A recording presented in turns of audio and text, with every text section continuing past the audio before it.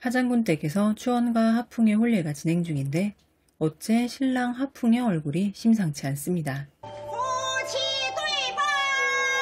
신랑은 맞절을 하려던 그 순간 피를 토하더니 쓰러져 버리고 말았습니다. 갑작스러운 신랑의 죽음에 놀라긴 했지만 추원은 주먹을 꼭 쥔 채로 죽은 신랑의 모습에 더 주목합니다. 추원의 부모님은 신랑도 죽은 마당에 딸을 집으로 데려가려고 하는데 하장군의 생각은 다른 것 같습니다. 추원의 아버지는 신랑 쪽에 질병을 알리지 않았으니 혼례를 무효로 해야 한다고 하지만 하장군은 자신의 아들은 혼례 직전까지 건강했다고 이야기하며 이는 모두 추원의 탓이라고 합니다.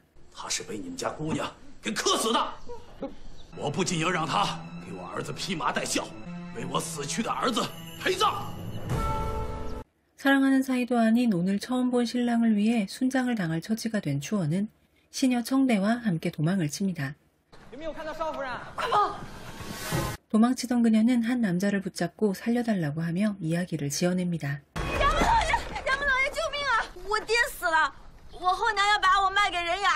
하지만 하필이면 이 남자는 맹옥하기로 이름 높은 벽시처 검교사 양익이었는데요.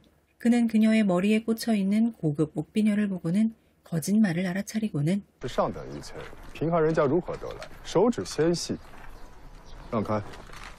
양익은 그대로 가버렸고 다시 한참을 도망치던 추원은 그녀를 데리러 온 어머니의 마차를 타고 일단 집으로 돌아갑니다.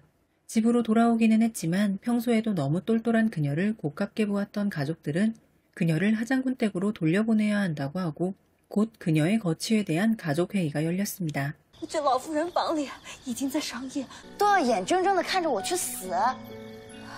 집에 돌아왔지만 별로 사정이 나아지지 않은 그녀는 밤이 되자 가장 아끼는 부채를 꺼내봅니다. 어린 시절에 그녀의 목숨을 구해준 은희는 그녀가 그를 모르는 것을 안타까워하며 부채를 선물해줍니다.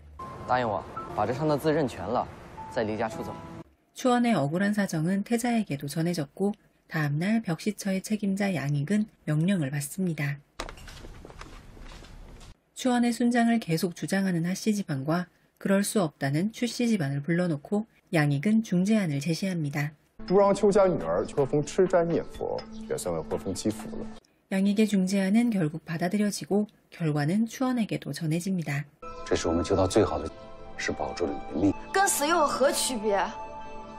추원은 평생을 비구니로 살아야 해서 죽을 맛인데 그녀의 수절로 인해 하씨 집안에는 궁으로부터 편액이 내려져 오히려 경사가 났습니다.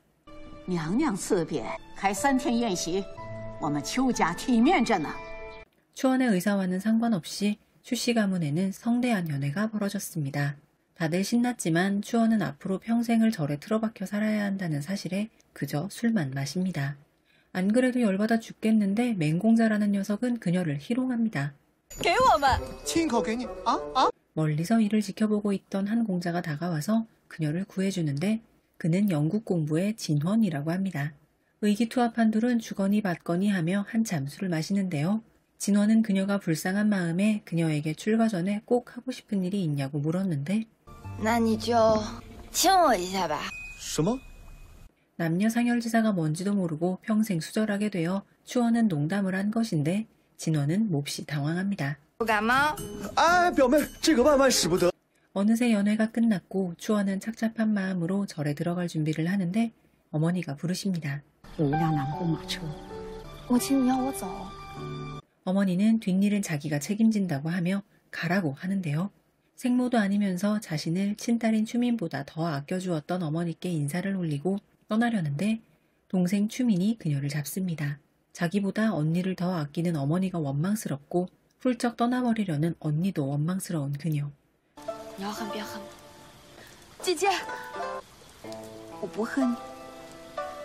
모든 걸 버리고 도망가려던 추원은 동생 추민의 이 말이 마음에 걸렸고 고민 끝에 마차를 돌려서 하씨 집안으로 갑니다. 하씨 집안에서는 그녀를 데리고 있다가 장례를 치른 후에 절로 보내기로 했습니다.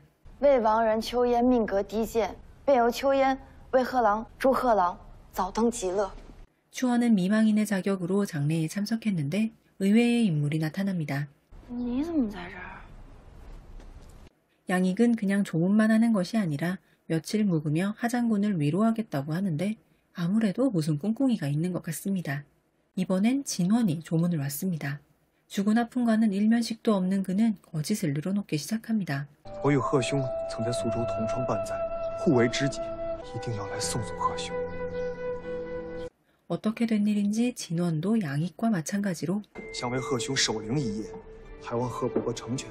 양익은 두 사람이 술을 마시는 것을 분명히 목격했는데 초면인 척하는 두 사람이 가소롭습니다. 便是少夫人了吧？秦公子有礼。 이쯤 되니 양익은 진원과 추원의 꿍꿍이가 수상한데 추원은 한술 더 떠서 今日是回魂之夜，实在不宜在灵堂守灵。 양익은 수많은 사람이 죽어나가는 벽시처의 책임자라 불길하다는 이유였는데요. 그리하여 상갓집에는 진원만 머무르기로 했는데 밤이 되자 고양이 울음소리가 여기저기서 들려옵니다. 다시 한번 선보이는 두 사람의 불꽃 연기. 你有没有听到？ 그리하여 장례식장에는 결국 두 사람만 남게 됩니다. 물론 검은 고양이 무리는 두 사람의 기획이었습니다. 장례식 전날 추원은 진원을 찾아가서 부탁을 했습니다. 추원은 하풍의 죽음에 의문점이 있었기에 증거를 찾으려고 하씨 집안에 돌아갔고 그녀와 함께 술을 마신 후에 호감이 생긴 진원은 不知具体需要我做些什么？ 진원은 추원의 부탁에 따라 오작으로부터 시신을 검시하는 도구까지 구비해 왔습니다. 두 사람의 수가 뻔히 보이는 양익은 집안이 시끌벅적해지자 슬슬 상황을 확인하러 갑니다. 양익이 온다는 말에 화들짝 놀란 추원은 그를 막으러 서둘러 나가는데요. 연못 앞에서 쓰러지는 척하면서 자신을 구하러 온 양익과 함께 연못에 풍덩 해버립니다. 하지만 발목도 채 잠기지 않는 깊이의 연못이었기에 작전은 일단 실패했고 但是还是赶紧去换身衣服吧。你要是着凉了，我这个 읍소 작전으로 변경했지만 이 역시 통하지 않았고 양익은 빈소로 향합니다. 빈소에는 소란을 듣고 하장군의 내외도 와 있었는데 我的梁大人也拖入水中。 하장군까지 나서서 얼른 옷을 갈아입으라는 말에 어쩔 수 없이 양익은 빈소에서 나올 수밖에 없었습니다. 하지만 다음날 양익은 추원을 불러내어 꼬치꼬치 캐묻기 시작합니다. 从何说起啊？偷偷开了贺凤的棺材吧。 无稽之谈。 당연히 추원은 오리발을 내밀었지만 어젯밤 관이 열린 흔적을 이미 확인한 양익에게는 오리발 따위는 통하지 않습니다. 양익은 알아낸 사실을 말하지 않으면 당장 하장군에게 관을 열었다는 사실을 고한다고 하여 어쩔 수 없이 추원은 발견한 사실을 공유합니다. 贺峰不是死于恶疾，死于毒杀。 추원은 검시 결과 은침이 검게 변해 독살인 것을 알게 되었고 하장군이 불미스러운 사고를 덮기 위해 황급히 자신과 혼인을 시킨 것이라고 이야기합니다. 그리고 또 하나의 단서는 하풍이 죽는 순간까지도 손에 꼭 쥐고 있던 반쪽짜리 동전. 这个男女之间定情信就可以凑成一枚完整的铜钱。 이 말을 들은 명탐정 추원의 결론은 바로 程心之他手里却是和别人的定情信物。 양익은 다른 사람을 마음에 둔 하풍과 혼례를 치러야 했던 추원을 동정하지만 오히려 그녀는 기뻐합니다. 不，我该高兴才对。贺峰有秘密情人，这也是个线索。 그 말을 듣고 양익은 심증은 있으니 물증만 가져오면 자신이 벽시처 책임자로서 도와준다고 하면서 먼저 하풍의 몸종을 찾아가 보라고 합니다.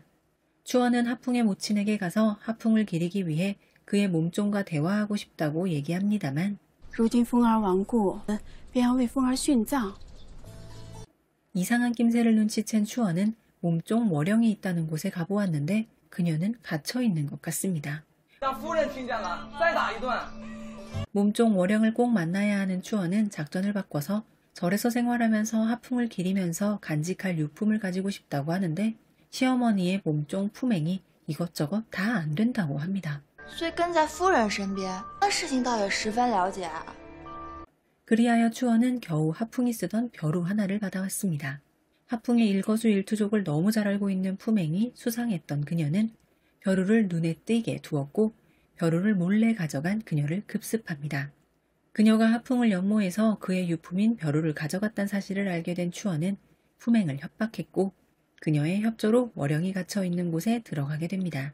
한시가 급한 그녀는 월영을 만나자마자 단도직입적으로 얘기합니다. 你不是自愿殉葬的，对不对？被你下毒所杀的吧？我还知道你怀恨在心，才痛下毒手。 추원은 자신의 확신에 찬 추리를 이야기했지만 월영의 대답은 좀 달랐는데요. 你说对了一半，毒死贺峰的人不是我。 월영의 말에 따르면 하풍의 정의는 자신이 아니라 조예라는 여인이었다고 합니다. 조예는 평민이었기에 당연히 하씨 집안에서는 혼례를 반대했는데 하풍은 부모의 반대에도 불구하고 혼서를 쓰고 혼례를 올렸다고 합니다. 남편이 혼인 전에 몰래 이미 혼인을 했다는데 추원에게는 이 사실이 너무나 기쁘기만 합니다. 停妻再娶，按我朝律例，我与贺峰的婚约当不再作书。 이제 혼서만 찾으면 모든 것이 정리되는 상황인데요. 월영은 혼서는 조의 낭자가 아버지 조명리에게 보냈다고 합니다. 赵伟人呢？死了。 죽고 못 살 것처럼 했지만 추원과의 혼례가 정해지자 하풍은 조예를 버리고 집으로 돌아왔고 시리에 빠진 조예는 목을 매 자결했다고 하는데요. 이후 월영도 하풍을 따라 하씨 집안으로 돌아왔는데 혼례 며칠 전 길에서 도사 한 명을 만납니다. 姑娘，你家少主最近恐怕会有血。 월영은 처음에는 무시했지만 자신의 뒤에 죽은 신부의 원혼이 졸졸 따라오고 있다는 도사의 이야기에 무서워져서 那倒是可有破解的办法。 도사의 말에 따라 월영은 부적을 태운 물을 혼례일 아침에 하풍에게 먹였는데 그게 바로 독약이었던 것입니다. 应该就是赵伟的父亲所办。 물론 자식을 죽게 한 조명리를 하장군도 사병을 풀어 찾고 있다고 합니다. 他逃不掉的，老爷知道，里面派人暗中捉拿那个老头。 얘기를 다 들은 추원은 원치 않는 순장을 당할 처지의 월영을 자신이 도와준다고 합니다. 但有一个条件， 증거품인 혼서를 찾기 위해서는 하장군보다 먼저 조명리를 찾아 혼서를 얻어야 하는데 어쩔 수 없이 추원은 앙숙인 양익에게 자초지종을 설명한 후 부탁을 합니다. 求我，我就帮你。 民女秋烟祈求梁大人相助。 예상과는 달리 1초 만에 고개를 숙인 추원에게 양익은 왜 이제야 부탁을 하느냐고 묻고 梁大人的善意，我想要留到最关键的时刻再。 드디어 발인날이 되어 빈소를 떠나는 장례행렬 앞에 다른 장례행렬이 나타나더니 행패를 부리고 곧 패싸움이 벌어지는데 이는 당연히 양익이 사전에 준비한 것이었습니다. 快出来吧。月影，快走，你先。 셋은 혼란한 틈을 타 도망쳤고 기다리고 있던 진헌과 접선에 성공합니다. 先把衣服换了吧，然后咱们进城。 관하라는 말을 들은 월영의 눈빛이 떨립니다. 그녀는 먼저 옷을 갈아입는다고 마차에 올랐는데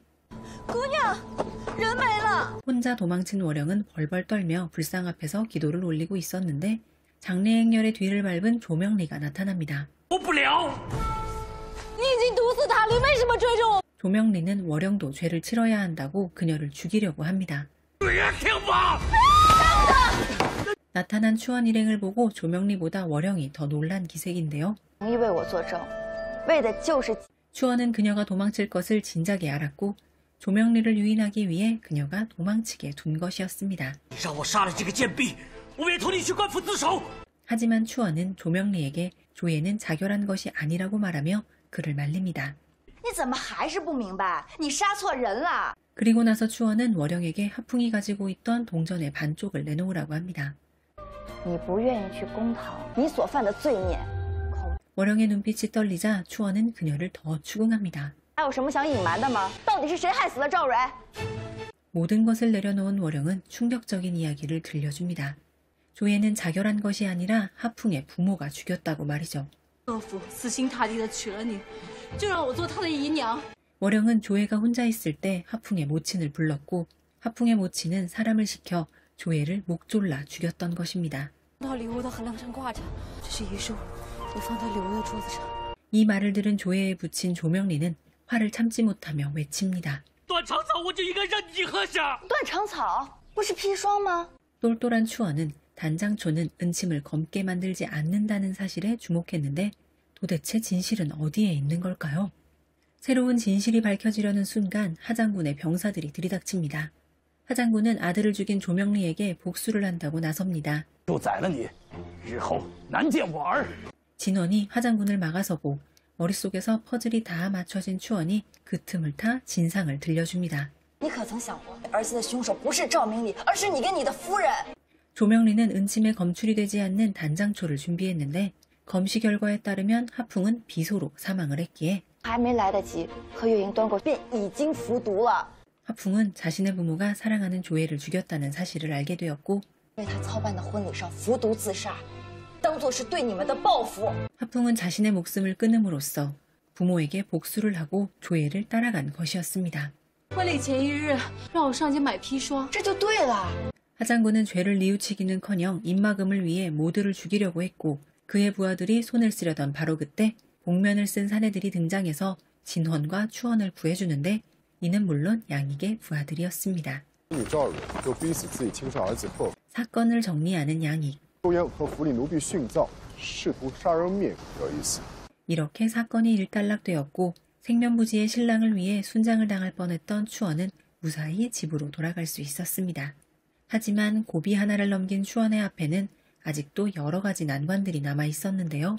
어릴 적 인연으로 묶여있는 추헌과 양익, 이 두 사람은 티격태격하면서도 이러한 난관을 함께 헤쳐나가게 됩니다. 혼인 당일 신랑의 사망 사건으로 인해 정략 결혼이 예상치 못한 방향으로 흘러가자 자신의 운명을 스스로 바꾸려 운명에 제대로 뛰어드는 여인 추헌의 이야기 언어부입니다. 처음 1화를 볼 때 만약 여주 추헌이 답답이 캐릭터 설정이었다면 바로 꺼버렸을지도 모를 만큼 1화 초반은 당황스러웠는데요. 순장이라뇨. 하지만 주인공 추헌이 당찬 똑똑이 캐릭터라서 무사히 2화로 넘어갈 수 있었습니다. 언어부는 여주 추헌 역의 교훈에 대한 칭찬도 남주 양익 역의 서정계에 대한 연기 칭찬도 많은 드라마입니다. 현지에서도 기대보다 흥미로운 스토리 구성으로 초반 전개에 대한 칭찬도 많았습니다. 단순히 로맨스만 그려내는 것이 아닌 사건의 해결 과정과 로맨스를 적절히 섞어서 흥미로웠다는 반응이 다수였습니다. 그럼 배우들에 대해서도 잠시 알아볼까요? 추헌을 연기한 배우는 교훈이라는 배우입니다. 2012년에 데뷔해 당시에는 크게 주목받지 못하다가 2015년 랑야방의 조연으로 출연한 것을 계기로 2016년 활락송의 주연으로 발돋움하게 됩니다. 당시 활락송은 여성들의 이야기를 그린 거의 최초의 드라마라서 상당히 화제가 되었고 출연 배우들 대부분 인기를 얻었습니다. 다음 해에 활락송 시즌2까지 방영이 되면서 교훈은 주연급 배우로 자리잡게 되었다고 합니다. 그 후로는 매년 한두 작품씩 꾸준히 활동을 하며 현재까지 자신만의 필모를 쌓아오고 있는 배우입니다. 양익 역을 연기한 배우는 서정계라는 배우입니다. 강한 인상과 이목구비로 한번 보면 잊히지 않는 카리스마 있는 배우로 유명한 배우입니다. 게다가 천상계 목소리까지 갖고 있는 배우라서 여성 시청자들의 마음을 사로잡은 배우인데요. 연기 경력이 있다 보니 필모 역시 다채롭습니다. 로맨스, 무협, 고장사극, 수사물 등등의 장르에서 다양한 캐릭터를 소화했습니다. 2015년 작품 금의 야행에서는 우리나라 배우 박민영과 함께 협연을 하기도 했습니다. 매력적인 배우 서정계는 올해 3월 돌연 은퇴 선언을 해서 많은 팬들을 아쉬움에 당혹해 하기도 했습니다.